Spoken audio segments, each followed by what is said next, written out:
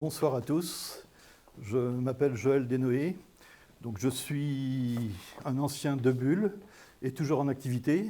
Alors pas exactement dans Bull, mais dans Eviden, qui est une des deux sociétés de Atos et que Bull a rejoint en 2015.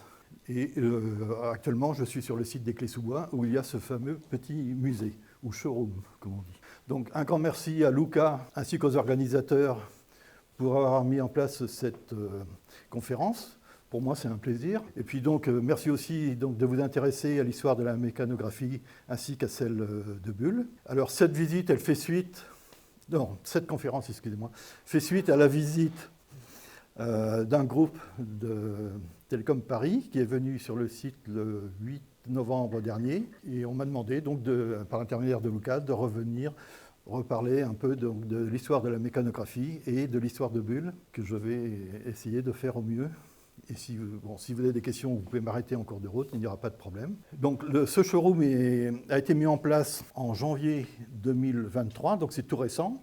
Et moi, on m'a demandé éventuellement d'animer des visites. Ce showroom, il y a un nombre d'objets qui est relativement limité, mais où il y a beaucoup de choses à dire. Il y a une quarantaine d'objets. Donc des objets, des machines. Il y a par exemple donc, le premier ordinateur électronique construit en France et qui a été construit par Bull. Il y a le premier micro-ordinateur qui a été fabriqué au monde et qui a été fabriqué par un Français. C'était dans une société qui s'appelle R2E, qui a été rachetée par Bull en 1978. Cette collection, c'est un sous-ensemble d'une collection qui comporte plus de 700 pièces et de 3000 objets. Donc, avant, ce musée était dans l'usine d'Angers, mais pour des raisons de travaux, ils ont fait une petite vitrine qui est venue sur le site des Clés. Et la raison pour laquelle il y avait ces travaux, c'est qu'on a démoli le bâtiment pour en construire un neuf. Et précédemment, ce musée était à Massy-Palaiseau, là où il y avait un centre de Bull, jusqu'en 2014 à peu près. Et avant, j'ai été dans plusieurs endroits. Et alors, parce que cette collecte du matériel remonte à 1986, puis ensuite gérer toute l'histoire de Bull. C'était sous la volonté du PDG d'alors, qui était Jacques Stern. Alors, une des raisons, c'est que c'était un peu dans la mouvance ou l'ère du temps. Et en même temps, on commençait les premières charrettes de gens relativement jeunes. Donc plutôt que de laisser partir toutes ces connaissances, c'était de les rassembler. Les archives de Bull ont été momentanément conservées à Saint-Ouen et sont depuis quelques années conservées à Roubaix dans les archives nationales d'entreprise. Donc à la limite, si vous vous intéressez à l'histoire de Bull, vous pouvez aller les consulter là-bas. Je ne saurais plus vous dire exactement le nombre de kilomètres, mais c'est énorme. Alors, juste un petit rappel. Alors, qu'est-ce qu'on entend par mécanographie ? En fait, ce sont toutes les machines qui servent à faire des calculs. Donc, machines mécaniques et dans l'histoire plus récente, les machines électromécaniques. Donc, l'électromécanique est apparue dans les années 30. La mécanique, on peut remonter au XVIe, XVIIe siècle. Notamment avec la machine de Pascal qui a été conçue en 1642. Donc, ces machines, ça peut être des machines à écrire, des machines comptables, des machines à calculer, certaines qui font les deux. Et puis donc est apparu les machines à statistiques. Et là, plus particulièrement après, on parlera des machines à cartes perforées. Ce sont des machines qui sont un peu mécaniques, mais plutôt électromécaniques. Mais en gros, c'est 95% de mécanique et 5% d'électricité. Deux personnages qui ont laissé leur nom dans l'histoire de l'informatique. Donc il y a Jacques Perret, qui a inventé le mot ordinateur. Donc c'était un prof de philo à la Sorbonne. Et le patron d'IBM France à l'époque lui a demandé un nom pour, parler des machines du traitement de l'information. Alors il a fait plusieurs propositions et celle qui a été retenue, c'est le mot ordinateur. Le mot informatique, il a été inventé par un ancien de Bull, Philippe Dreyfus, qui était le patron du centre de calcul électronique du début des années 50. Et il a formé ce mot-là à partir de informatique et de automatique. Alors, la mécanographie, en gros, elle est née dans les années 1880 et elle a commencé à décliner au milieu des années 60 pour vraiment, je dirais, disparaître au milieu des années 80. Et l'informatique, quant à elle, elle est apparue au début des années 40, voire un petit peu avant. Alors là, je vais vous présenter les pionniers de la mécanographie et leurs machines. Donc ce sont trois personnages. Le premier, c'est Hermann Ollrich, donc, qui a déposé un brevet en 1884 dans le contexte de l'administration américaine du recensement. Et ensuite, il a construit sa machine en 1888. Et après, c'est James Power, je vous expliquerai pourquoi, qui lui a déposé un brevet en 1908 et qui a conçu une machine en 1910 et qui a été utilisée pour le recensement de 1910 aux États-Unis. Et le dernier, Frédéric Rosenbull, qui a laissé son nom à l'entreprise Bull et qui, lui, a déposé un brevet en 1919 et construit sa machine en 1921. Ce n'est pas évident quand on regarde son nom, mais ce monsieur était d'origine norvégienne. Donc voici la machine statistique, qu'on pouvait aussi appeler machine à recenser d'Hermann Ollrich. Donc on va dire que c'est comme un bureau avec un tableau de compteur, un second bureau ou plan de travail avec le lecteur de cartes ici.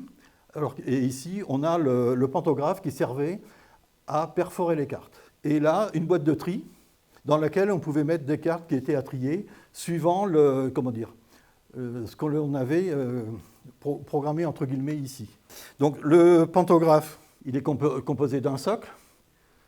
D'ici, je dirais, le référentiel des perforations que l'on va avoir à faire.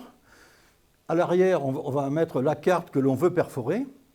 Et l'utilisateur va pointer la pointe ici sur le trou qui correspond à la question à laquelle on a répondu lors des enquêtes de recensement. Alors ça peut être pour, je dirais, marquer un homme, pour marquer une femme, enfin le sexe, quoi. Donc il y a deux cases. Après, ça peut être la nationalité, ou l'origine. Ça peut être l'âge, et puis le nombre d'enfants ou des choses comme ça. Donc les cartes qui étaient utilisées, elles avaient 21 colonnes, mais dans une même colonne, il pouvait y avoir plusieurs types d'informations. Et les trous qui étaient perforés ici étaient ronds. Quand on avait une information à perforer, on sélectionnait le trou ici, on déplaçait le levier ici sur le trou, et ensuite on appuyait et ça venait perforer la carte qui était derrière. Ensuite, pour lire les cartes, on a cet appareil ici qui ressemble un peu à un gaufrier. Donc dans la partie supérieure, il y a des tiges, et il y a autant de tiges que de trous. On plaçait la carte ici, ensuite on abaissait le levier, et quand il y avait un trou, la tige qui était dans la partie supérieure traversait le socle qui est ici, et venait, baigner, si je puis dire, dans du mercure. Et ce qui établissait un contact et faisait avancer les compteurs que l'on voyait précédemment sur le tableau de compteurs. Alors, un trou pouvait correspondre à un compteur ou à plusieurs compteurs. Et c'est comme ça qu'on faisait des statistiques. Par exemple, c'était de compter le nombre de femmes qui, entre 20 et 25 ans, ont eu, par exemple, 2 enfants ou des choses comme ça, quoi. Alors, l'inconvénient de cette machine-là, c'est qu'en fait, elle ne savait faire que ça. Et puis donc là, maintenant, je vais vous présenter la machine de James Powers. Donc elle est complètement différente. En fait, ici, on a un clavier de 240 touches. La personne qui était là donc, perforait les informations qu'elle avait sur des formulaires, enfonçait les touches, prenait éventuellement le temps de vérifier une fois qu'elle avait tout tapé, et c'est qu'à la fin qu'elle enfonçait l'ensemble, je dirais, des touches à baisser, quoi. Il y avait comme un peu sur votre PC ou sur un clavier, je dirais, de machine à écrire, vous avez une grande barre pour faire un espace. Ben là, c'était pour perforer toutes les perforations d'un coup. Alors l'avantage, c'est que ça permettait éventuellement de vérifier si on n'avait pas fait d'erreur avant de perforer. Parce qu'il faut se dire que le prix des cartes était relativement élevé. Et puis donc elle prenait beaucoup moins de place que la machine d'Ollrich. Alors c'est pareil, si on voulait l'utiliser pour faire d'autres choses, bah, c'était assez compliqué à mettre en œuvre. Parce qu'il fallait retrouver toutes les correspondances des touches que l'on voulait, je dirais, utiliser, quoi. Donc là, nous retrouvons nos deux personnages, donc Hermann Ollrich et James Powers, et puis un peu ce qu'est devenu leur aventure, en quelque sorte. Hermann Ollrich a monté une société en 1896 qui s'est appelée la Tabulating Machine Company. Et puis en 1900, il a augmenté le prix de location de ces machines, parce que ces machines n'étaient pas vendues, elles étaient en location. Bon, c'était un peu une pratique assez courante dans le domaine de la mécanographie. Et alors, ce qui s'est passé, c'est que le département américain du recensement voulait, lui, plutôt que les prix baissent qu'ils ne montent, parce que ça représentait environ 300 machines. Et donc, à partir de ce moment-là, ils ont fait appel donc, à James Power pour venir mettre au point une machine qu'ils essaient de faire eux-mêmes. Et donc, James Power donc, a mis cette machine en marche, qui est sortie donc, en 1910. Et lui aussi a quitté le bureau du recensement américain pour aller monter sa société, Power Tabulating Machine Company. Et puis, et ça coïncide en même temps où, je dirais, Hermann Ollrich vend sa société. Pour plusieurs raisons. C'est que, ses brevets tombent dans le domaine public. Il a un concurrent en face de lui. Le marché pour lequel il avait conçu ces machines, peut-être il allait disparaître, même s'il a vendu ses premières machines en Europe en 1891, notamment en Autriche, bon, lui-même étant d'origine autrichienne, ça peut aider. Et puis, bon, il y a une société qui s'est montée en Angleterre, la British Tabulating Company, qui en fait était, je dirais, une éminence de la Tabulating Machine Company pour construire les machines directement en Europe. Donc, et c'est l'Angleterre qui avait été choisie. Cette compagnie, ensuite, donc j'ai dit alors 1911, la compagnie d'Ollrich, c'était la CTR, la Company Tabulating Recording Company, qui en fait est devenue en 1924 IBM. Quant à James Power, elle est devenue Remington en 1927, puis a été, ensuite elle a fusionné avec Sperry Corporation pour devenir Sperry Rand, et en 1986, ça a donné naissance à Unisys. Je suppose que ça vous dit quelque chose, Unisys? Bon, moins qu'IBM. Bon, c'est bien sûr aussi deux sociétés américaines. Donc, à l'arrivée, dans les années 20 et 30, en fait, on va se retrouver avec deux acteurs et un troisième acteur qui est, en l'occurrence, qu'on va voir après, Frédéric Bull. Donc, ça a été une période où, je dirais, essayer de faire évoluer les machines. Donc, il y a plusieurs choses qui sont arrivées. C'est, par exemple, l'utilisation d'un panneau de connexion amovible qui permettait d'utiliser la machine à différentes fins. Ça a été l'utilisation des caractères alphanumériques en 1924 et ça a été la normalisation de la carte perforée à 80 colonnes. C'était aussi l'arrivée de l'électricité. Comme on a vu la machine d'Ollrich tout à l'heure, c'était du pur mécanique, du pur manuel. Ça a été d'inventer des machines pour trier, donc la trieuse horizontale. Ça a été d'inventer l'impression, parce qu'initialement, on ne faisait que perforer les cartes. Et si on ne savait pas décoder le code, on ne savait pas les lire, si ce n'est que de céder d'une table de correspondance. Une autre innovation ici, qui est celle de la roue d'impression, qui a été inventée par Bull. Alors Frédéric Bull, donc, en 1919, va voir son conseil d'administration et lui propose de construire une machine à statistiques adaptée à l'entreprise. Donc son entreprise, c'était une société d'assurance. On n'est plus du tout dans le domaine du recensement. Son conseil d'administration dit OK et lui donne l'argent pour construire sa machine.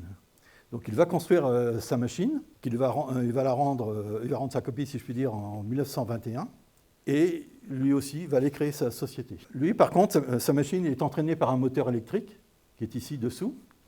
Ici, on a 3 totalisateurs, donc on pouvait faire 3 totaux en même temps, et comme sur les autres machines, il fallait relever les totaux qui étaient là pour les reporter sur une feuille de papier. Et c'est pour ça qu'ensuite, quand on a inventé l'impression, on n'avait plus à relever les totaux au risque de faire des erreurs. Ici, il avait un tableau avec des sélecteurs qui lui permettaient de choisir ce qu'il voulait compter, quoi. Et puis, il y a des connexions qui sont derrière ce panneau-là. À l'instar d'IBM ou d'Ollrich ou de James Power, Bull utilisait des cartes à 45 colonnes. Alors, la carte 45 colonnes est apparue dans les années 20. Donc, ce qui peut expliquer pourquoi il a choisi aussi ce nombre de colonnes. Alors, en termes de performance, on traitait 60 cartes à la minute. Donc, voilà le fameux panneau. Ici, un bouton pour mettre la tension. Il sélectionnait ses compteurs de cartes lues. Ici, c'était ses totalisateurs sur lesquels il voulait lire ses cartes. Et puis là, c'était pour déconnecter ou connecter la trieuse de cartes que l'on trouve ici, qui était une trieuse de cartes verticale. Donc là, l'histoire de Frédéric Bull. Donc, Frédéric Bull, ensuite, donc, a monté une société qui était financée, alors Frédéric Bull, le voilà ici, qui était financée par ce monsieur, Reidar Knudsen, qui était un ami d'enfance de Frédéric Bull et qui avait réussi dans les affaires. Donc il lui a fait appel pour le financer. Pour construire sa machine, il a fait appel à la société Ormestad, qui était une société en mécanique de précision. Et puis, le destin en a décidé ainsi. Frédéric Bull s'est su condamné en 1924 par un cancer. Et donc, pour assurer la succession de son entreprise, il a fait appel à Knut Andreas Knudsen, qui est le frère de Reidar Knudsen. Knut Andreas Knudsen était en fait un ingénieur en hydraulique et a dit bah oui, ça peut être intéressant. Et il s'est pris au jeu et il a passé beaucoup de temps à essayer d'améliorer les machines ou de les rendre plus performantes et des choses comme ça.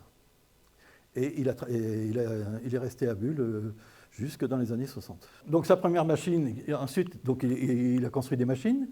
Il a livré sa première machine à sa société, elle a été mise en service en 1922. Il a ensuite, grâce à un article de presse où il décrivait sa machine qui a été parue en 1921, il y a une société danoise qui a fait appel à ses services et qui, quand elle a reçu sa machine Bull, a aussitôt renvoyé le matériel Olrif qu'elle utilisait. Elle n'était pas très satisfaite, semble-t-il. Frédéric Bull, lui, va décéder en juin 1925.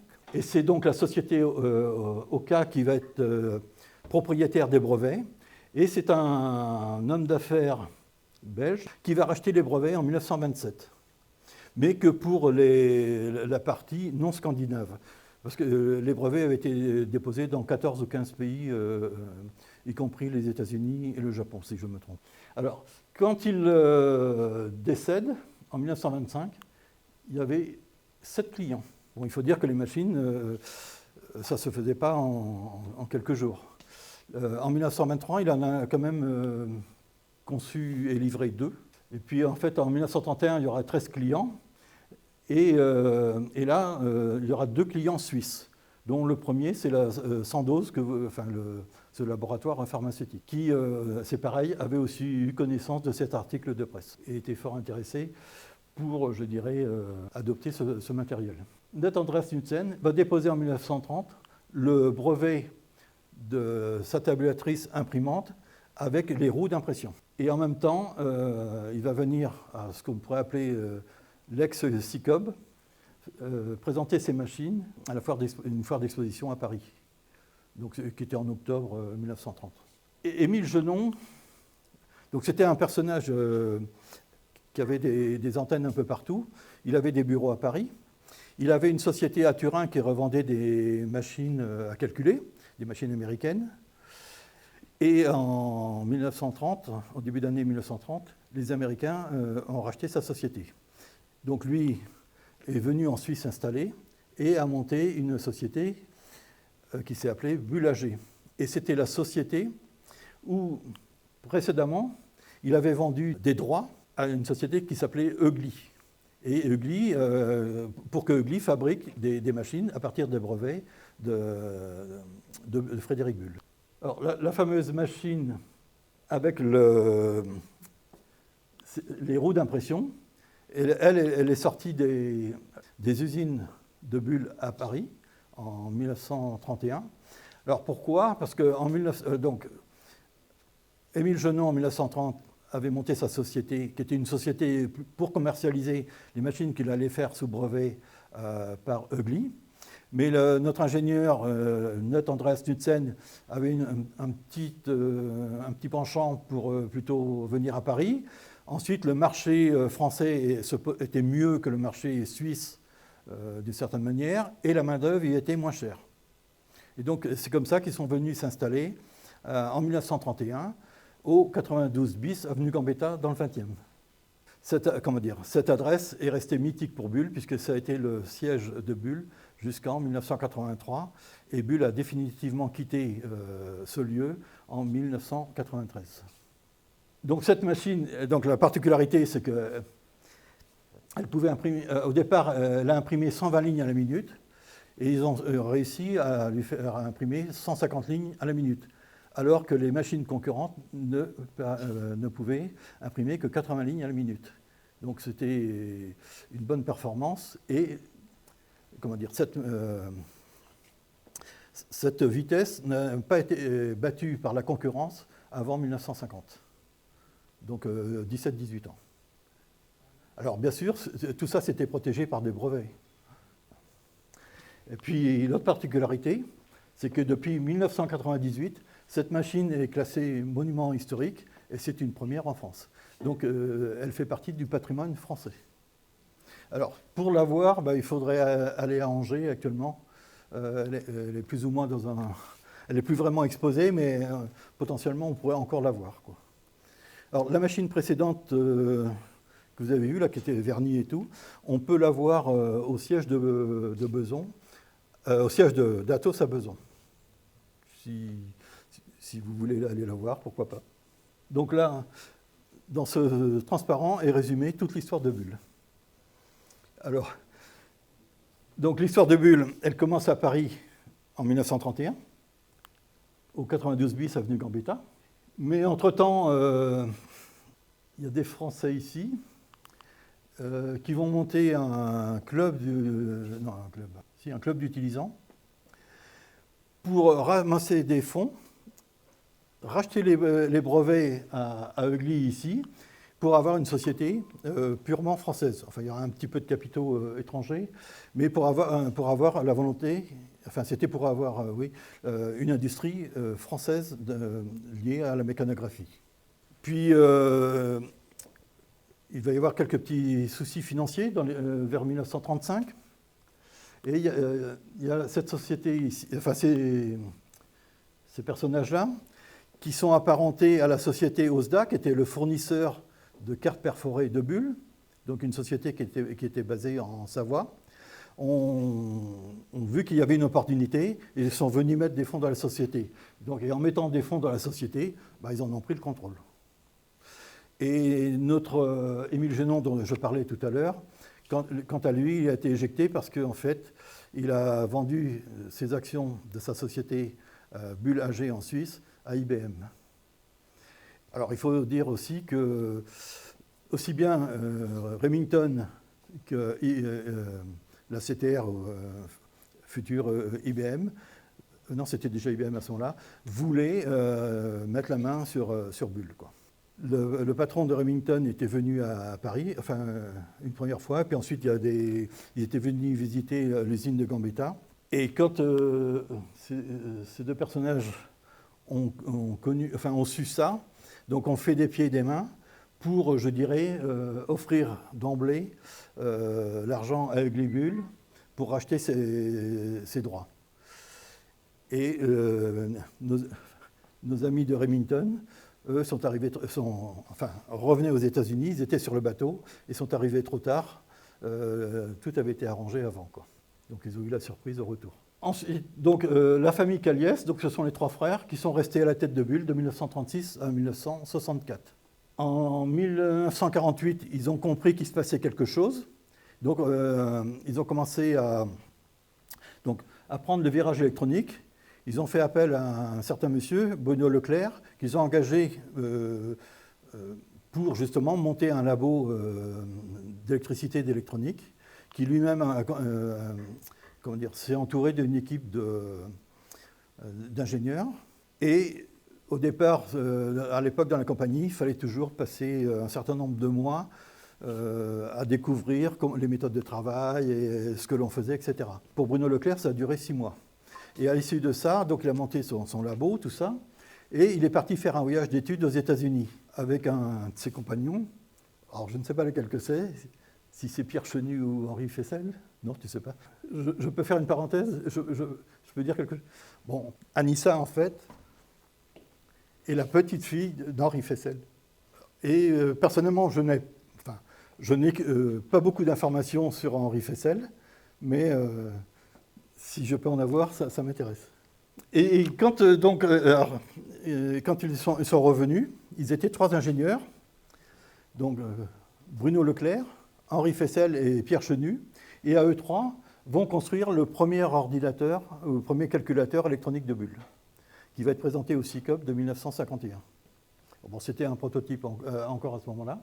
Et puis donc, les années 50, donc c'est le début, je dirais, de l'électronique. C'est beaucoup d'innovation. Et notamment, il y a une machine qu'on a appelée... Alors, le premier ordinateur électronique, c'était le Gamma 3. Ensuite, il y a plusieurs machines. Et il y en a une qu'on a appelée le Gamma 60, qui en fait était à la pointe du progrès. C'était la première machine multitâche au monde. Mais c'était une très bonne machine, mais elle pêchait un peu par les aspects logiciels. Et ensuite, elle n'a pas eu les ventes que l'on espérait, et ça a coûté cher à Bull.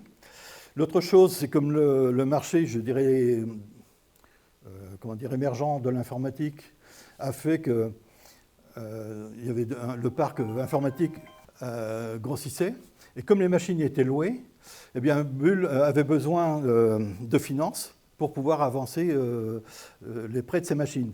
Donc, une machine, la location d'une machine, c'était un retour sur investissement qui prenait à peu près 5 ans. Oui. C'était quoi la taille des machines à cette époque-là? La taille? Oui. On va le voir après. Okay. Bon, celle que j'évoque à l'instant, enfin pas celle-ci, mais la précédente, le Gamma 3, bon, pour te donner un ordre d'idée, il pesait 900 kg. D'accord, d'où l'investissement. Alors, non, mais c'était aussi toutes les autres machines de mécanographie que l'on va voir, qui étaient des machines électromécaniques.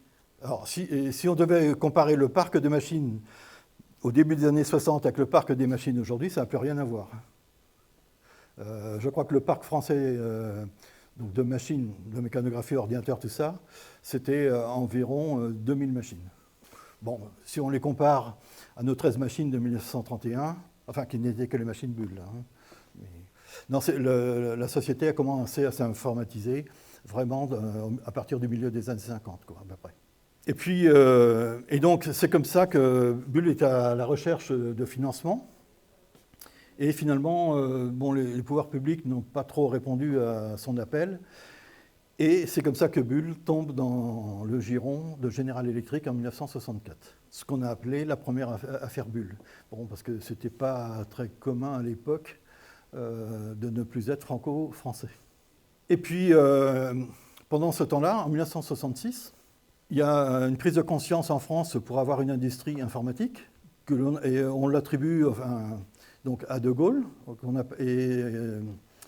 pour une première raison, c'est qu'il y avait comme autre volonté celle d'obtenir un ordinateur puissant auprès des États-Unis pour tester la bombe nucléaire thermodynamique. Sauf que les Américains ont mis leur veto, et là De Gaulle aurait dit on va faire notre industrie.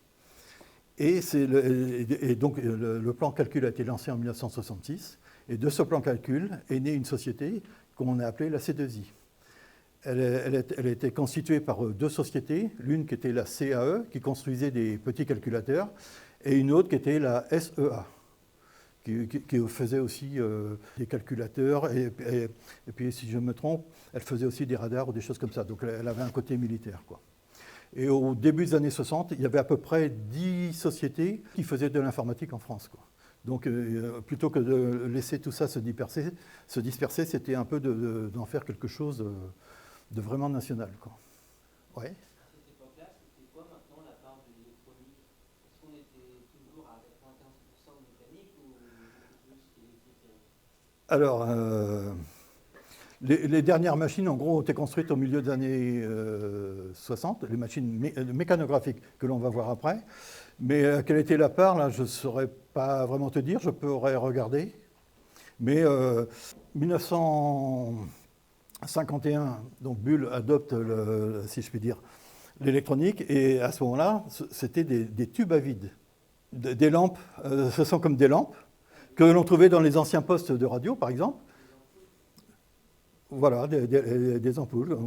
Mais ce n'était pas pour éclairer. Hein, donc ça pouvait jouer le rôle de diode, de transistor, donc les triodes, enfin les pentodes, etc. Mais on va en parler un peu après. Et puis donc après est apparu les premiers, enfin ce qu'on appelait les composants discrets, donc l'arrivée du transistor, pas en termes de type à vide, mais comme en composants semi-discrets. Bon, entre-temps, donc au début des années 50, pour construire notre gamma 3, nos 3 ingénieurs avaient utilisé la diode au cristal de germanium, donc le germanium étant un composant rare, qui avait l'avantage de diminuer l'utilisation du nombre de lampes. Le gamma 3, on va en reparler après, donc avait dans sa première version moins de 200 lampes, alors que le premier ordinateur à lampe a été construit en 1946, qui était l'ENIAC, comportait 18 000 lampes. Alors pourquoi ce nombre était si faible? C'est qu'ils ont remplacé des lampes par des diodes, et ils ont divisé le nombre par 4. Là où ailleurs on utilisait 96 lampes, Bull n'en utilisait plus que 24. Alors 1970, deuxième affaire Bull, en fait elle est liée au fait que General Electric va vendre son informatique à Honeywell. Et donc, Bull General Electric va devenir Honeywell Bull. Et puis, il y a eu une tentative d'avoir une industrie européenne avec le projet Unidata, dans lequel on trouvait la C2I, Siemens et Philips. Et puis finalement, ça n'a pas très bien marché.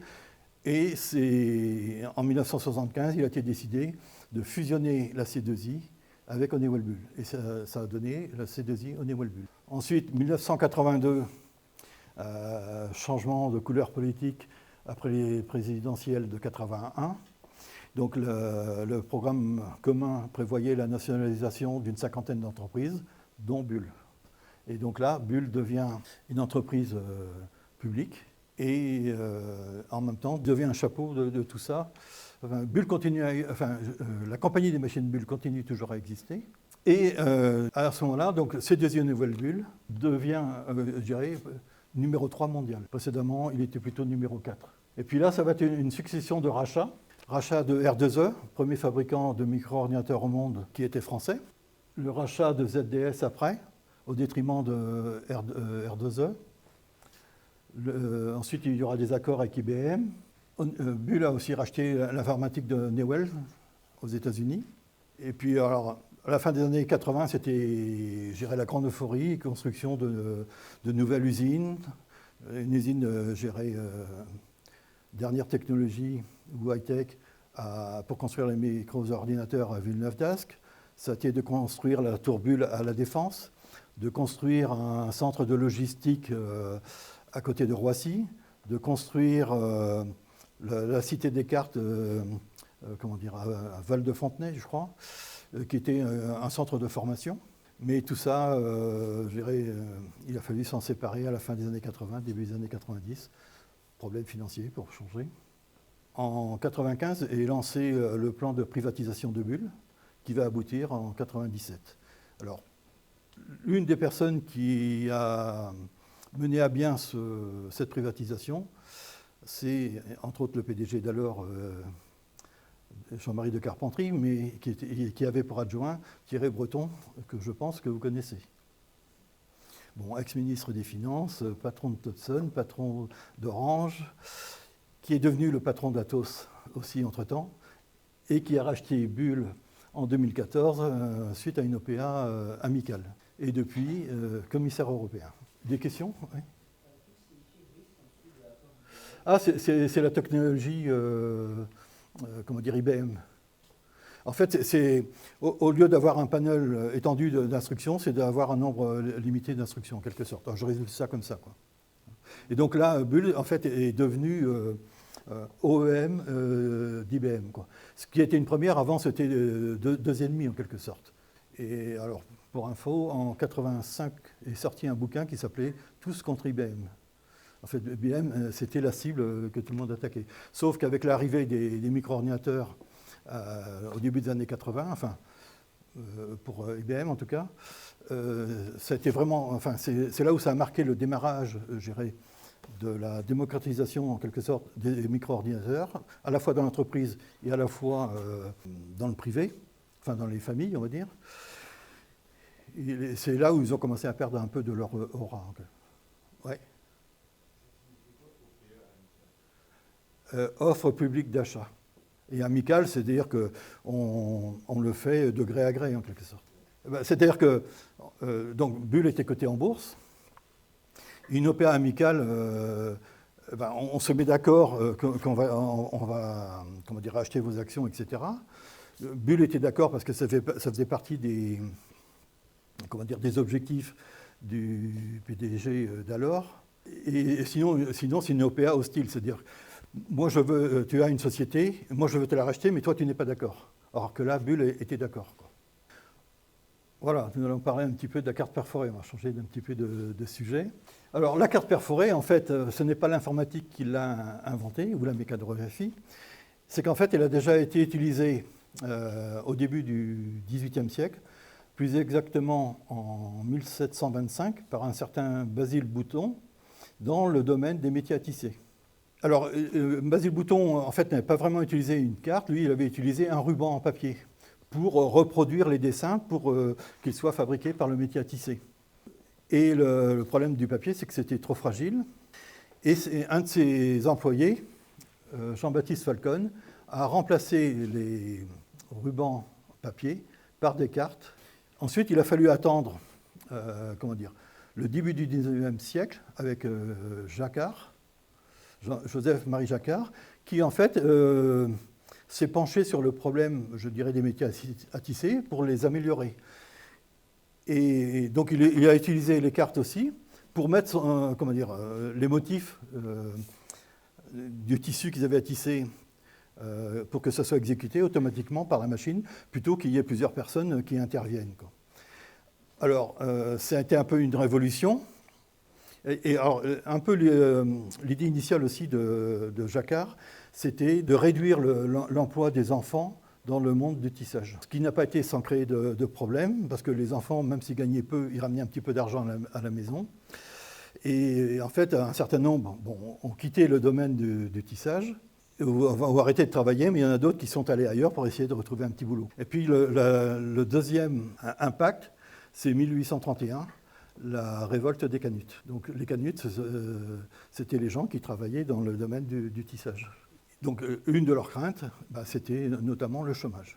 Et puis ensuite, un certain Charles Babbage, pour sa machine analytique, donc, qui avait pour objet de réaliser des tables pour les logarithmes, pour les tables qu'on a pu utiliser en cours avant qu'on ait les calculettes. Donc il voulait automatiser ça et utiliser les cartes pour mettre ces données, mais aussi comme des programmes pour générer les résultats.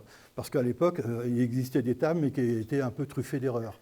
Alors soit liées au calcul, soit liées à la reprise des résultats. Sauf que sa machine n'est restée qu'à l'état de prototype. Il y a son fils qui a essayé de la mettre en marche, et on peut la voir dans le musée de Birmingham, si je me trompe. Peut-être, est-ce que ça vous dit quelque chose? Ada. Exactement. En fait, c'était son assistante qui a écrit quelques bribes d'algorithmes, et on la considère comme la première programmeuse au monde, donc 1842. Et je crois que c'est de là dont vient le nom du langage Ada. Non, ça ne vous dit rien. Alors, c'était un projet qui avait été lancé par les Américains dans les années 70, notamment le DOD, pour remplacer les 100 et quelques langages qu'ils utilisaient dans toute leur administration. Il y a eu un concours qui a été lancé. Il y a eu 17 candidatures qui ont été éliminées au fil de l'eau. Il n'en restait que 3, et parmi les 3, il y a eu le gagnant, et le gagnant, c'était une équipe de bulles. Et ils ont donné à ce langage le langage Ada, le nom Ada. Bon, puis, le troisième domaine d'utilisation de la carte perforée, c'est le domaine de la mécanographie, et là, c'est 1890, enfin fin des années 1880, début 1890. Donc, comme je l'avais dit tout à l'heure, IBM a normalisé la carte de 80 colonnes que l'on voit ici. en 1928. Donc, une colonne représente un caractère. Et ensuite, on a des lignes. Il y a potentiellement 10 lignes avec des numéros. Les numéros, ce sont les chiffres de 0 à 9. Initialement, on ne perforait que des trous qui correspondaient à des chiffres. Et il a fallu attendre 1924 pour perforer des caractères alphanumériques. Mais comment pouvait-on perforer des caractères alphanumériques avec 10 positions? Eh bien, il a fallu inventer un codage. Et en fait, on a utilisé 2 positions en haut ici, donc ce qu'on appelle une position 11 ou une ligne 11 ou une ligne 12, pour faire des codes qui permettaient initialement d'encoder 36 caractères, donc les 26 lettres de l'alphabet et les 10 chiffres. Et à ce moment-là, je dirais, une colonne, c'était une donnée. Et puis alors, malgré cette normalisation, en 1969, IBM a utilisé une carte de 96 colonnes. Bon, c'était des petites cartes carrées.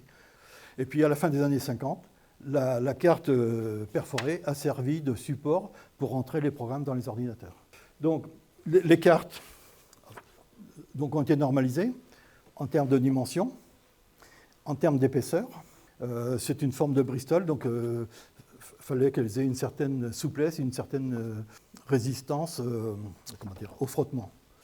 Donc et là, les trous ont été rectangulaires, alors que précédemment, il y avait des trous ronds, des trous rectangulaires. Il y avait une bataille entre, je dirais, le nombre de colonnes. Initialement, on a commencé à 21 colonnes, mais comme les besoins en information devenaient de plus en plus nombreux, on rajoutait des colonnes. Jusque donc, au milieu des années 30, les cartes étaient utilisées pour faire des statistiques. À partir de cette date-là, voire le début même des années 30, on a commencé à les utiliser pour faire de la gestion. Dès lors qu'on savait rentrer des données alphanumériques, on pouvait très bien rentrer des données bancaires, par exemple. Et puis, alors, quand les cartes perforées sont tombées en désuétude, parce qu'est arrivé les supports magnétiques, qui eux étaient plus performants. Alors, justement, petite question. Bon, c'est ce qu'on utilisait au milieu des années 80. Et donc là, ces disquettes-là, donc les premières faisaient 256 mégas, ensuite 512 mégas, et ensuite elles sont montées en double densité à 256K, 512K, 1 méga 44. Eh bien, là-dedans, donc moi je la tiens dans ma poche, on peut vous mettre 1 mètre cube de carte perforée. Bon, vous voyez tout ce que c'est qu'une clé USB, 32 gigas. Supposons que vous voulez convertir votre clé 32 gigas en carte perforée. Qu'est-ce que ça représenterait? Eh bien, c'est l'équivalent d'une quarantaine de semi-remorques.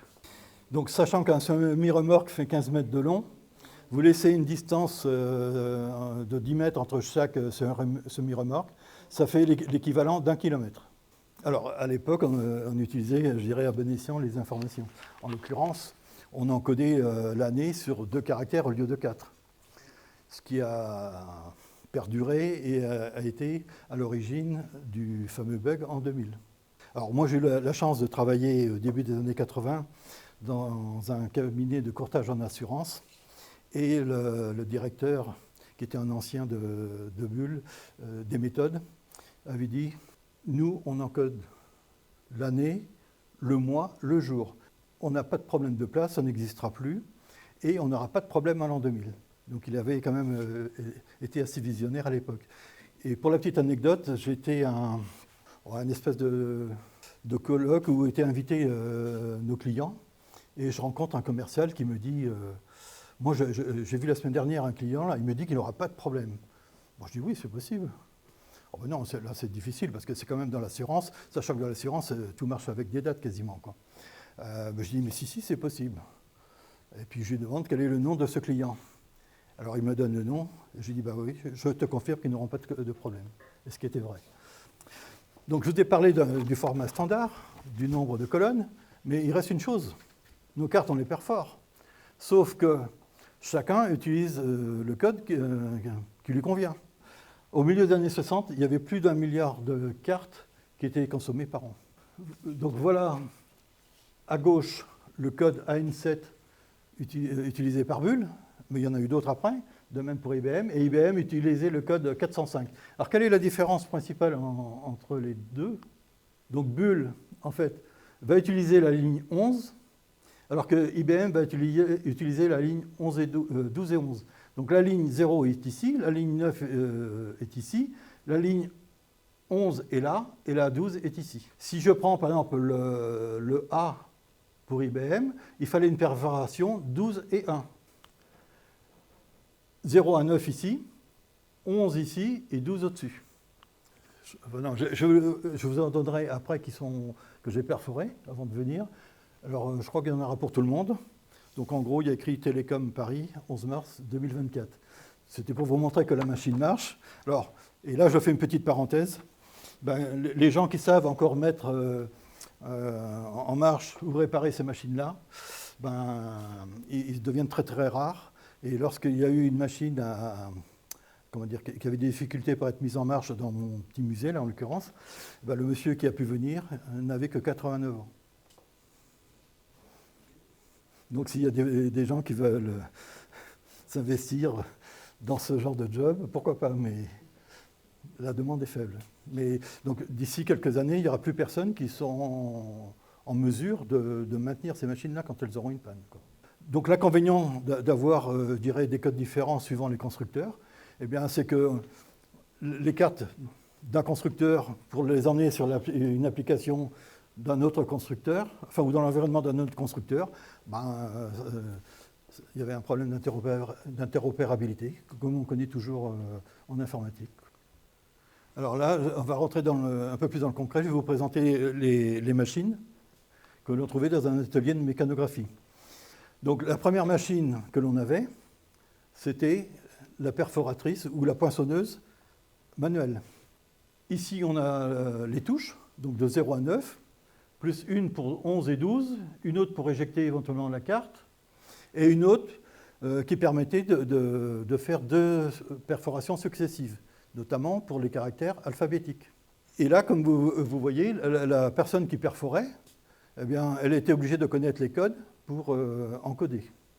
Et puis après, on est passé à des machines plus performantes, comme cette machine qui date des années 45-55. Et là, on retrouve notre clavier numérique et un clavier alphabétique. Le clavier alphabétique, alors dans le contexte de Bull, le 1 et le I donnaient la même perforation, ainsi que le 0 et le O. Et ce n'était pas le cas chez IBM. Alors c'était une façon de limiter le nombre de caractères. Et ça permettait d'avoir le caractère blanc, en fait, qui ne correspondait à rien, on va dire, et le point. Puisqu'on a 26 lettres plus 10 chiffres, ce qui faisait 36. Et toute la technologie d'impression était basée sur 36 caractères. Bon, 36 caractères, et c'est le dixième en degrés d'une circonférence, d'un cercle. Comme tout est mécanique, il fallait qu'il y ait une certaine logique derrière. Et à l'époque, ce n'était pas des ingénieurs qu'on embauchait, c'était plutôt des horlogers. C'est presque de la mécanique de précision. Donc ici, on avait le bac d'alimentation des cartes. La personne tapait ses caractères ici. Elle appuyait sur une petite touche qui éjectait la carte, et la carte venait tomber dans le bac ici. Les perforations se faisaient colonne par colonne, ce qui pouvait être source d'erreur à l'arrivée. Alors c'est pour ça qu'après, il y a eu des machines à peu près équivalentes à celle-ci, qu'on a appelées les vérificatrices. Les personnes qui utilisaient ces machines-là, en fait, elles simulaient ce qui avait été perforé précédemment, sans perforer la carte, mais s'il y avait détection d'une anomalie entre la perforation précédente et la vérification, à ce moment-là, il y avait un signal qui était envoyé à la personne qui était sur le clavier, et elle vérifiait si c'était elle qui avait fait une erreur ou si c'était la personne précédente. Alors, généralement, les personnes qui étaient vérificatrices, c'était les meilleures perforatrices en termes de vitesse et aussi en termes de nombre de fautes. Et bon, en gros, une bonne perforatrice saisissait environ 240 caractères à la minute pour essayer de tester avec votre clavier AZERTY. Alors, pour information, le clavier QWERTY, vous avez vu que tout à l'heure, la machine Ulrich, on n'utilisait pas un clavier QWERTY. Bien, le clavier QWERTY a été inventé en 1878. Et l'AZERTY, on ne sait pas. Peut-être un peu avant, peut-être un peu après. Donc les données étaient données à plusieurs personnes en même temps, plusieurs perforatrices. Elles avaient un paquet de bordereaux, elles perforaient leurs cartes, et ensuite les cartes étaient rassemblées, mais tout était en désordre, et donc il fallait les trier. Et c'est pour ça qu'on utilisait ce qu'on appelle la trieuse, pour pouvoir faire un traitement qui était cohérent à l'arrivée. Par exemple, si c'était des comptes bancaires, c'était de trier tout ce qui pouvait correspondre, je dirais, mettons à un journal, donc toutes les opérations du jour, dans l'ordre du jour, des choses comme ça. Ça peut être aussi pour les factures. Il fallait que tout soit trié. Bon, et après, c'est même un peu plus complexe pour les factures, mais je vais vous dire. Donc, cette machine-là date de 1929, en l'occurrence. Donc, c'est une machine qui a été fabriquée par Ugly en Suisse. Ici, on a le bac d'alimentation. Ici, il y a 2 petits compteurs qui vont servir à compter le nombre de cartes que l'on va trier. Alors pourquoi 2 compteurs? Le premier va être utilisé pour le premier passage et on ne va plus y toucher ensuite. Le deuxième, il va être utilisé pour les passages suivants. Alors pourquoi? Bien parce que quand on trie, on ne trie que sur une seule colonne à la fois. Et donc si on a un tri à faire sur 5 colonnes, il faut s'assurer que dans les 5 colonnes, on a trié le même nombre de cartes. Je peux vous dire, il était facile d'en oublier. J'ai eu l'occasion d'expérimenter durant un stage. Alors pour la petite information, j'avais à trier 20 000 cartes sur 12 caractères. Avec cette machine qui pouvait trier 400 cartes à la minute. Moi, j'en avais 20 000 à trier sur 12 colonnes. Eh bien, ça représentait 10 heures non-stop. Comparé à votre feuille Excel avec 20 000 lignes, je crois que vous avez le temps de le faire plusieurs fois. Bon, notre trieuse, donc elle avait ses compteurs, on mettait les cartes ici. Ensuite, on lançait, je dirais, la lecture des cartes. Et les cartes est passées ici, sous un système d'exploration. Et ce système d'exploration, en fait, correspondait à chacune... Enfin, il y avait ce qu'on appelle un petit balai qui correspondait à chacune des cases... Non, à chacune des colonnes de la carte perforée. Et quand... donc ce balai qui était métallique, quand il passait au-dessus d'une perforation, à ce moment-là, ça faisait un contact électrique en dessous et ça envoyait un signal... parce que les cartes défilaient ici, ça ouvrait une trappe, et à ce moment-là, la carte tombait dans la trappe de la colonne qui correspondait à la perforation. Et puis donc, quand on avait terminé de trier une colonne, on enlevait toutes les cartes qui tombaient ici, on les mettait au-dessus dans ce qu'on appelait un râtelier, et on recommençait l'opération dans la colonne suivante. Alors si vous voulez faire un tri croissant, on prenait de 0 à 9. Si vous voulez faire un tri décroissant, on prenait de 9 à 0. Donc là, on ne trie que du numérique. Et si on voulait trier de l'alphabétique, c'était potentiellement possible, mais il fallait faire comme 2 passages, ce qui peut être source d'erreur, et s'il y avait des volumes, ça devait aussi prendre beaucoup de temps. Pourquoi on a 13, ici on a 13 cases de réception? Parce qu'il peut y avoir des cartes qui avaient de mauvaises perforations, ou il fallait les mettre de côté, quoi. Donc cette machine-là était électrique. Donc là, vous avez le petit stylet qui permettait qu'on utilisait comme marqueur pour marquer la colonne que l'on voulait trier. Et donc à chaque fois, on le déplaçait, et au bout de ce marqueur, il y avait le petit balai là, qui identifiait la perforation. Là, vous avez la machine qui était ce qu'on appelait la machine reine dans l'atelier de mécanographie. C'est ce qu'on appelle la tabulatrice. Donc la tabulatrice, elle a 2 fonctions principales. L'une d'imprimer et l'autre de faire des totaux.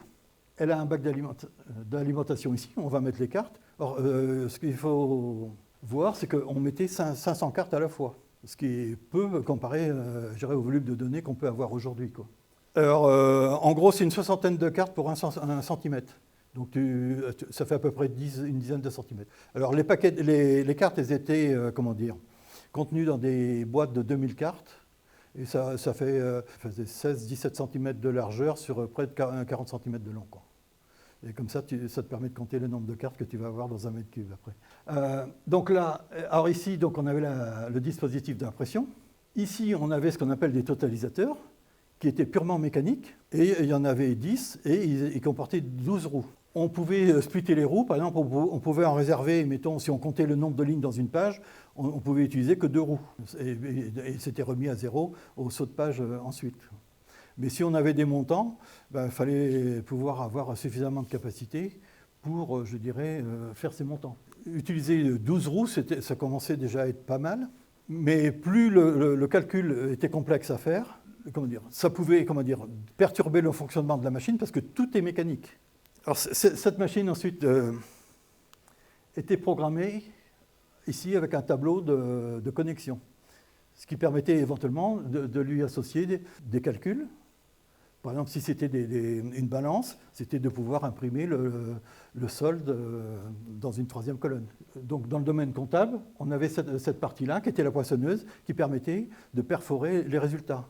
Et si on voulait faire une balance trimestrielle, on ne reprenait pas toutes les cartes du trimestre, on reprenait que les cartes récapitulatives. Voilà la tête d'impression, avec les roues et les caractères qui sont ici.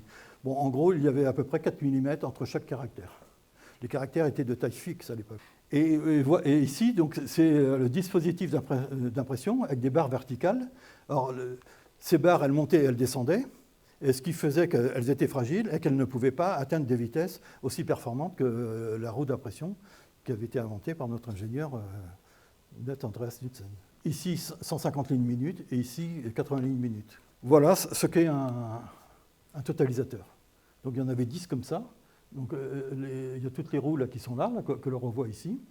Et ça utilise le principe, je dirais, de la pascaline, donc la machine de Pascal. C'est-à-dire que quand on arrive à la dizaine, donc la roue d'unité va venir sur 0 et on va incrémenter de 1 la dizaine. Et comme ça jusqu'à la centaine. Et puis là, donc, sur 12 chiffres, comme ça, quoi. Alors, le panneau de connexion a permis de pouvoir utiliser la même machine pour exécuter des applications différentes. Ce panneau, en fait, on programmait avec des câbles. Donc, ça s'appelait du piquage. Et pour ça, il fallait connaître, je dirais, le schéma qui est ici, qui représente les différentes fonctions associées à chacun des trous du panneau. La particularité, c'est que quand on changeait le panneau pour une autre application, eh bien, on effectuait d'abord des tests pour s'assurer que on nettoyait éventuellement la poussière. On faisait des tests pour s'assurer que le panneau de connexion n'avait pas été modifié ou qu'il était bien fixé. Bon, aujourd'hui, ça paraît presque impensable. Alors, la technologie utilisée dans ces machines-là, c'était ce qu'on appelle les petits relais. Les premières machines utilisaient des gros relais, comme on trouvait dans les centraux téléphoniques. Et en l'occurrence, ces petits relais-là ont été inventés par Bull pour plusieurs raisons. Pour pouvoir faire de la logique. Et si on voulait faire un peu de logique, il fallait limiter l'espace. Et puis, ça a été aussi de les rendre étanches. Vous avez tous entendu parler du mot bug. En fait, il vient du fait que les câbles étaient enroulés de coton dans lesquels venaient se loger les mythes, ce qui provoquait des dysfonctionnements. Et c'était des ingénieurs anglais qui, à force d'observer, ont compris d'où venait le problème, quoi. Et Bull a créé ces petits circuits en les rendant étanches. Il les a construits donc de 1951 à 1971 et il en a produit 42 millions. Vous pourrez vous servir ici à la fin pour en mettre un dans votre collection. Nos cartes que l'on a perforées avec la machine que l'on voyait tout à l'heure, eh bien, les caractères n'apparaissaient pas en haut de la carte. Donc, lire visuellement, ce n'était pas évident. Et donc, eh bien, on a inventé une machine qu'on a appelée la traductrice. Donc, son rôle, c'était de lire les cartes et de venir imprimer le texte en haut de la carte. Bon, les machines qui sont sorties plus tard avaient la double fonction. Mais initialement, quand on avait besoin d'une fonction, on fabriquait une machine. Cette machine interclasseuse, c'est un peu l'équivalent, je dirais, de fusionner deux fichiers ou deux bases de données. Et là, on pouvait, par exemple, si on avait des factures à éditer, eh bien, on pouvait fusionner toutes les cartes qui correspondaient à l'entête de la facture, suivi des lignes de produit de la facture. Comme c'était deux fichiers qui étaient préalablement triés, c'était plus facile d'interclasser deux fichiers triés, enfin plus facile et plus rapide, plutôt que de tout redonner à la trieuse. Et elle permettait aussi, une fois qu'on avait fait les traitements dans notre tabulatrice que l'on avait avant, d'éclater les deux fichiers en deux, de revenir à l'état initial. Elle était aussi programmable avec son panneau de connexion ici. On pouvait, faire des opérations pour, ne pas prendre en compte certaines cartes dans le fichier, pour ne traiter, faire des sélections. Et les cartes, qui avaient des correspondances Donc on mettait les deux fichiers qui avaient des correspondances. Elles tombaient dans une case ici, et les autres étaient tombées dans une case, entre guillemets, rebut, quoi. Ici, on a une machine qu'on appelle la reproductrice. Son rôle, en fait, c'est de reproduire. Donc PRD, qui veut dire poinçonner, reproduire et dupliquer. Alors, elle pouvait servir éventuellement pour marquer des constantes sur des cartes, par exemple. Elle pouvait servir pour extraire des données de certaines cartes pour les constituer un autre fichier. Elle pouvait servir aussi à reproduire un jeu de cartes usagé, parce qu'à force de passer sous les petits balais, comme l'on voit, la carte s'effritait et devenait fragile. Alors, je vous disais, donc on faisait des machines qui avaient des fonctions dédiées. On avait il y a eu des cartes qui, en fait, ont comporté des perforations et des cases que l'on cochait avec un crayon, ce qui rappelle un peu les bulletins de jeu de la Française des Jeux. Donc, ça permettait éventuellement d'avoir, je dirais, des cartes qui correspondaient, mettons, à des produits. Et puis, on venait cocher les quantités que l'on voulait. Bon, là, en l'occurrence, c'est plus pour des heures de main-d'œuvre. Ensuite, il y a eu des machines qu'on a appelées la machine de mandatement, ou l'appareil de mandatement. Son rôle, c'était en fait de traduire nos nombres en texte ici. Et donc, c'était utilisé pour envoyer les mandats des allocations familiales ou des choses comme ça, quoi. Alors, une autre spécificité, c'est les caractères CMC7. Alors, peut-être que vous ne savez pas ce que c'est que les caractères CMC7, mais si vous avez un carnet de chèques, eh bien, ce sont ces caractères que vous trouvez sur cette dernière ligne de votre carnet de chèques. Et ils ont une particularité, c'est qu'ils offrent une certaine sécurité. Ils sont à la fois lus par l'humain et par la machine, donc, grâce aux traits qui sont là. Et si on met un coup de stylo sur son chèque, le chèque sera toujours lisible. Tout simplement, c'est qu'on utilise une encre magnétique. Et cette invention, on la doit à Henri Fessel. Alors, ce code a été utilisé pas partout en Europe, mais il a été adopté par un certain nombre de banques françaises en 1962. En même temps, il est sorti une norme ISO qui prend en compte le code CMC7 et le code EB13, qui a été le code que les Américains ont utilisé, mais qui était moins sécurisé que le code français. L'AFNOR a aussi fait une norme plus tard, et ce code est toujours utilisé aujourd'hui. Donc c'était il y a 67 ans. Alors là, bien sûr, je n'ai représenté que les chiffres. Ici, c'est des codes, des symboles de contrôle que vous allez retrouver sur votre chèque, mais les caractères de l'alphabet sont aussi encodés de cette façon-là. Et vous pouvez trouver des polices de caractères pour votre PC en CMC7. Ici, vous avez une chaîne de traitement dans un atelier de mécanographie. Donc, on commençait toujours par une phase de saisie. Au préalable, on peut même dire qu'il y avait une phase de design des cartes pour enregistrer les données. On passait nos jeux de cartes que l'on venait de saisir à la trieuse. On les interclassait éventuellement. Et ensuite, on les passait dans la tabulatrice. Et à l'issue de ça, on reprenait la terclasseuse pour les séparer dans nos deux fichiers initiaux. Dans quel domaine on travaillait ? On travaillait dans le domaine de l'assurance, de la banque, des administrations, l'industrie, les statistiques nationales. Et puis là, je vais vous parler un petit peu de René Carmy, si vous connaissez éventuellement, ou pas. Et puis alors, donc, on pouvait s'en servir pour faire de la comptabilité générale. Donc, les journaux, les grands livres, les balances, les bilans, les comptes d'exploitation. Pour les achats, les inventaires, les gestions des stocks, les réapprovisionnements. Les ventes, les factures, commissionnement, statistiques, gestion du personnel, bulletin de paye, etc. Donc moi, quand j'avais fait un stage, il y avait deux perforatrices dont l'une était perforatrice vérificatrice. Il y avait un chef de service et il y avait un programmeur. Et tout était qu'avec des cartes. Bon, pour vous situer, c'était 1976. Et il faisait la paye, la gestion des stocks, la facturation, les approvisionnements, toutes ces opérations-là. Et ce n'était que des cartes. La journée, les perforatrices saisissaient ce qu'on appelait les mouvements. Et la nuit, on faisait les traitements pour mettre à jour les fichiers. Donc le lendemain matin, les fichiers étaient à jour, mais dès qu'on commençait des traitements, ils n'étaient plus à jour. Donc si on voulait suivre les stocks heure par heure, c'était difficile. Voilà ce qu'était un atelier de mécanographie. En fait, il y avait deux parties. Une partie qui était liée à la saisie et une autre partie qui était liée, je dirais, à tout ce qui a été mécanographie en soi, c'est-à-dire faire tous les traitements. Donc on retrouve le personnel que je vous ai cité, donc les perforatrices, vérificatrices et monitrices qui étaient dans l'atelier de saisie. Et puis dans l'atelier de mécanographie, il y avait les opérateurs et le chef opérateur. Donc René Carmille, en fait, c'était un polytechnicien qui était contrôleur général des impôts et qui a très vite compris, au milieu des années 30, que l'importance de la mécanographie. Ce qu'on lui doit, en particulier, c'est le numéro de sécurité sociale. C'est lui qui l'a inventé. Alors, il l'a ébauché en 1934, mais il l'a utilisé après la débâcle de 40 pour essayer de lever une armée clandestine, en quelque sorte. Et pour ne pas se faire... alors, initialement, il avait créé ce code à 12 chiffres, c'était pour mobiliser les futurs appelés. Donc, il n'y avait pas la notion de sexe. Et là, pour, je dirais, passer un peu incognito, il a ajouté la notion de sexe dans la première colonne du code de sécurité sociale, qu'on appelle le code NIR.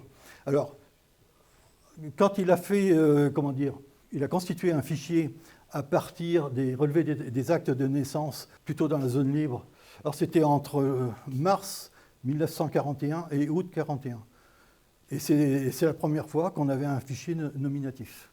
Et alors, la particularité, c'est que dans ce fichier, la colonne 1 n'avait pas que 1 ou 2, mais elle avait 3 et 4 pour identifier les hommes juifs, et 4 les femmes juives, 5 les hommes musulmans, 6 les femmes musulmanes. Bon, ça faisait suite au décret Crémieux qui ne reconnaissait plus la nationalité française au peuple juif à l'époque. Il a fait ses premières expérimentations à la fin des années 30, et ça se passait notamment à Rouen. Et en juin 40, tout le matériel qu'il avait à Rouen, il l'a expédié à Alger. Donc là, ici, vous avez notre fameux Gamma 3. Donc 1951, l'ENIAC en 1946, la suite avec EDVAC, et puis il y a IBM ici, avec l'IBM 701. Et puis notre fameux Gamma 3 que j'ai évoqué tout à l'heure. Ici, vous avez le nombre de tubes qui étaient utilisés. Donc pour l'ENIAC, il y en avait 18 000. Pour l'ENIVAC 1, donc, qui a été construit par Raymond Rand, il y en avait 701. Bull 780, puis ensuite il y a une deuxième version au milieu des années 50, et il y en avait à peu près 400. La machine Gamma 3, il y en a eu plus de 1200 exemplaires qui ont été vendus. Si vous prenez l'EDVAC, donc il utilise la technologie des diodes, et là il y a à peu près 12 000 diodes. Et le premier ordinateur entièrement transistoré, c'est le Tradic, qui a été conçu par les laboratoires, la Lab Bell, enfin l'armée de l'air américaine.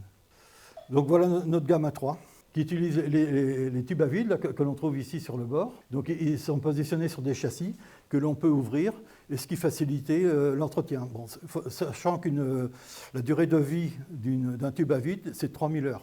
Et pour s'assurer du bon état de vieillissement des tubes à vide, Bull diminuait le voltage de 50-60%, et celles qui ne répondaient plus, elles étaient considérées comme mortes.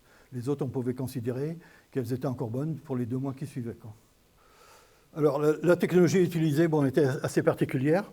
Il n'y avait pas de mémoire, on utilisait des lignes à retard. Alors, il n'y avait pas de stockage de masse. Il a fallu attendre 1956, la connexion de ce qu'on a appelé le tambour magnétique. Alors, le tambour magnétique, c'est l'ancêtre des disques. La seule différence, c'est que la surface magnétique n'était pas la surface du disque, mais la surface du cylindre. Sa capacité, elle était de 49 kilooctets ou 98 kilooctets. Et le tambour magnétique avait été découvert en 1932 par un ingénieur autrichien. Alors, la particularité du Gamma 3, c'est que les caractères étaient codés sur 4 bits, enfin les chiffres, puisque c'est un calculateur. Et donc ce qu'on appelait du semi-binaire, et plus particulièrement du semi-binaire série, et non pas parallèle. C'est-à-dire que chaque caractère était à lui tout seul un caractère. les signaux étaient tous en parallèle, alors que Bull, c'était en série. Donc c'était les uns derrière les autres, mais ça représentait qu'un caractère à la fois. Et c'est pour ça, et ils utilisaient les lignes de retard pour faire les décalages, etc., quoi. Alors l'octet date du début des années 60. Et à l'époque, donc, là, on utilisait le BCD, c'est le binaire condensé décimal. Et sur 4 bits, on pouvait sans problème représenter un nombre qui pouvait avoir une valeur de 9. Voilà ce qu'est une ligne à retard. Il y en avait 7 comme ça. Le tambour magnétique ici. Et alors, la mise au point se faisait avec un oscilloscope. Après, les programmes, ils étaient faits sur des panneaux de connexion. Par contre, les données étaient sur les lignes de retard et on utilisait l'oscilloscope pour aller lire les valeurs. Voilà ce que c'est qu'un signal binaire intégral. Si on représente le chiffre 9451, on va retrouver ces valeurs. Bon. Et alors, non, j'ai presque fini, ça va aller. Alors, et comment on programmait cette machine? Eh bien, en fait, les programmeurs, ils avaient une feuille ici, où il y avait des numéros de ligne ici qui correspondaient au numéro de ligne du panneau de connexion. Et le panneau de connexion, il y avait 64 lignes. Ensuite, il y avait une colonne où on codait l'instruction. En l'occurrence, ici, on a 11. Ensuite, on disait où était la mémoire. Donc, il fallait que les programmeurs gèrent leur implantation de mémoire. Et là, ça peut être source d'erreur, il n'y a pas de garde-fou, quoi. Et ensuite, à l'intérieur de l'adresse, il y avait donc ces deux champs-là qui donnaient l'adresse exacte de la mémoire. C'était quelque chose à deux niveaux, quoi. Et comment ils piquaient leur panneau de connexion ici? Eh bien, on a ligne 5 ici, donc on a l'instruction 11, donc on mettait en ligne 5 ici, dans la première colonne qui correspondait à cette colonne-là, on venait mettre un câble ici, qui correspond à 11 ici. Ensuite, on mettait le deuxième câble dans la deuxième colonne et qui avait la valeur 3, donc on venait à la ligne 3 ici. Ensuite, on avait 4 pour la troisième colonne, et puis là on avait 8 pour la quatrième colonne, et bien on venait le piquer ici dans 8. Quoi. C'était de la gymnastique.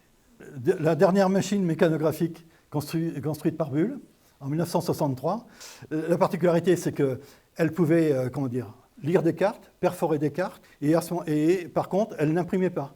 L'imprimante était devenue un périphérique ad hoc. Parce que par rapport au gamma 3, le gamma 3 était interconnecté, ou la tabulatrice était interconnectée avec le gamma 3. Le gamma 3 a été utilisé dans un premier temps pour faire les calculs entre deux cycles de lecture de cartes. Le gamma 3 a ensuite utilisé la tabulatrice comme imprimante. Et à partir de ce moment-là, la tabulatrice s'est résumée à une simple imprimante. Votre gamma 10 ici. Alors le gamma 10 utilise les circuits imprimés. Donc il y avait à peu près une centaine de cartes. Et là, vous avez votre imprimante, qui, avec certains dispositifs, pouvait écrire les caractères CMC7. L'évolution de la technologie par rapport au matériel de Bull. On est parti ici des petits relais pour arriver aux puces ici. En 1993 ou 1994, Bull avait le record de nombre de transistors sur une puce, lors de 7 millions. Ici, vous avez, je dirais, toute la technologie qui a été utilisée sur la gamme de DPS7. Cette machine qui est sortie en 1974 avait 90 cartes qui représentaient 5 mètres carrés pour faire le processeur. Pour arriver ici en 2001, avec une puce qui fait plus que 2,25 cm². Et donc là, ce sont tous les stades, donc tous les différents modèles qui ont existé. Puis une dernière invention de Bull, la carte à puce. Tout le monde pense que la carte à puce a été inventée par Roland Moreno. Effectivement, c'est lui qui a déposé les brevets, mais c'était les gens de Bull qui étaient en train de faire nos puces précédemment, qui en fait travaillaient là-dessus, et Roland Moreno venait discuter avec les ingénieurs et prenait les idées, photocopier éventuellement, et emmener ça à l'INPI pour mettre ça dans des enveloppes solo. Et c'est comme ça qu'il est devenu l'inventeur. Alors il faut savoir qu'il y a eu Siemens, Philips et une troisième société qui ont voulu le déchoir de son titre d'inventeur. La carte de Roland Moreno, en fait, ce n'est qu'une mémoire qui est à l'intérieur, alors que sur laquelle travaillait Bull, donc avec Michel Hugon ici, c'est la carte CP8. C'est la carte avec un microprocesseur. C'est-à-dire qu'il y a une partie mémoire et il y a une partie microprocesseur. Alors initialement, il y avait la partie mémoire et la partie microprocesseur, sauf qu'il a été détecté un risque de sécurité entre les deux. Et en fait, après, tout a été fait dans une même puce. Bon, je vous remercie pour votre attention. Désolé d'être si long, je suis un peu bavard. Et puis si vous avez des questions, ben, je veux bien y répondre.